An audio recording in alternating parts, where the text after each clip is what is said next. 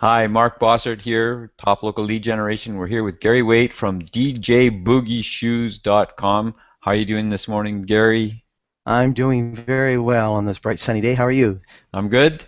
So we're going to be Good. talking about how to get the music you want for your wedding, and I'm going to jump right in. And I'm sure this is the question you get. Can I pick the music I want to hear? Yeah, sure. You can pick the music you want to hear.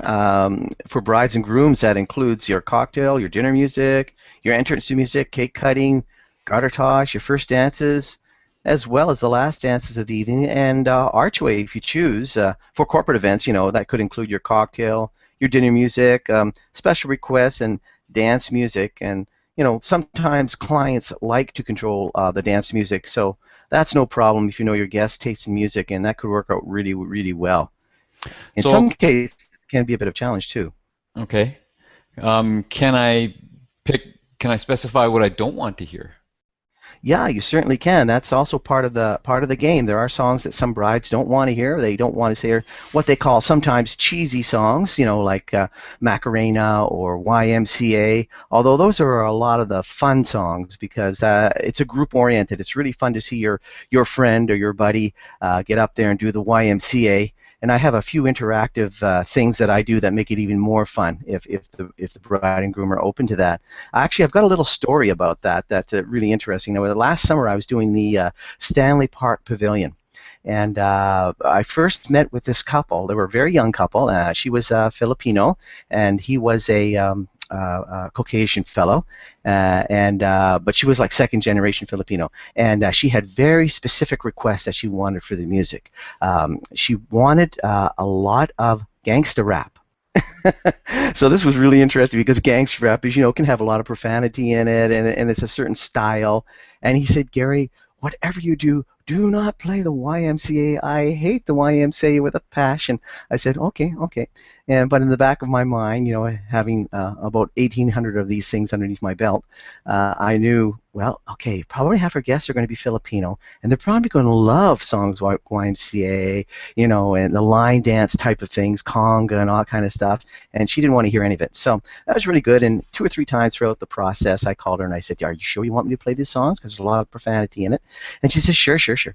So we get there, and at the wedding, there's probably close to 300 people, and about half of them are her side of the family, and they're all Filipino. So we get started into the music for the evening, and we get going, and we started coming up with this gangster rap with MF this and MF that, and and I have about a crowd of 20 Filipino people come around me and go, what is this? And so I mentioned, well, this is the list that the bride would like me to sing. Perhaps you'd like to go talk to her. They swarmed her. And I said, are we still doing your song? She says, no, we're playing what they want to hear. So the first song up was YMCA. And he was out, the groom was out in the lounge in the area where your drinks are, which is outside the dance hall. And he heard it, and he comes running with his drink. And within 5 seconds, the Filipino grabbed him, hauled him in a circle, and he's doing the YMCA. And at the end of the night, he says, Gary, even though you played the YMCA, I had a fantastic time. It was so much fun. So there's a case where oftentimes if you're not connected with your audience or know what your audience really, really want, it can go a bit wrong for you. Luckily, I have a lot of experience in these cases, and we were able to switch smoothly and basically save the evening. And the bride and groom actually discovered that they really enjoyed that kind of music in this situation, in a wedding type situation. So the moral of the story is that if you know your guests really well, go ahead and choose all the music for the dance music. If not, maybe listen to a little bit of your DJ's experience and put a combination in there. That's awesome. So do you take song requests?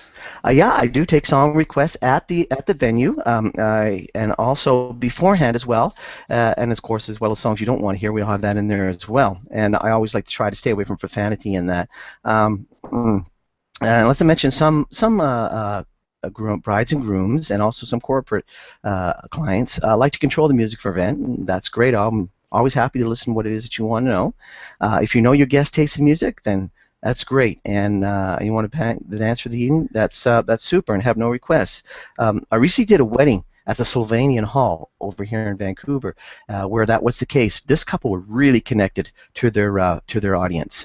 She picked all the songs for the evening, and she didn't allow any requests, although there were a few requests, and we were able to work them in. But she had the guests dancing from the very beginning right up the whole night. It was a whole 3 hour of jam-packed dancing.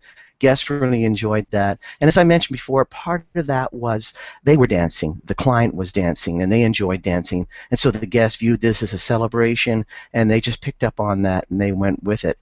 It was a very small group of only about 80 guests, but it was one of the most powerful groups I've done in a long time. So small doesn't necessarily mean boring. It can be exciting and lots of fun, too.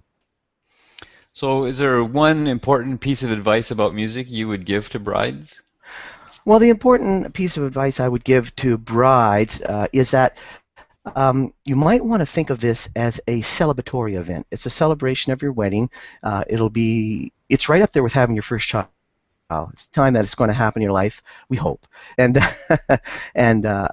you want to have everybody join in, and you have a wide range of guests, so they necessarily might not enjoy the most current top 40.